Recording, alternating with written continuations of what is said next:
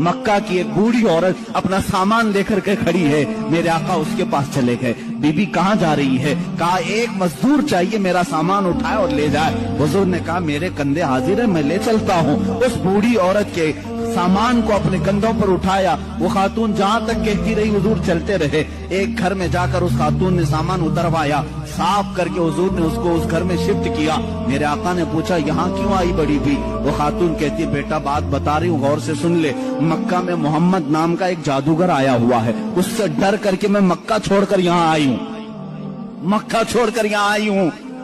कहा मोहम्मद नाम का जादूगर आया है, उसका जादू सब पर चल जाता है। मैं नहीं चाहती कि मेरे ऊपर भी जादू हो जाए, मेरा दीन बदल जाए। मैं मक्का छोड़कर यहाँ आई हूँ। मेरे आका की आंखों में आंसू आ गए। क्या प्रोपेगेंडा फैलाया था शैतानों ने, जालिमों ने, काफिरों ने। उस खातून ने पूछा तुम क्यों रोते हो? कहा जिसके डर से तुम आई हो वो नाम मोहम्मद मेरा है, वो नाम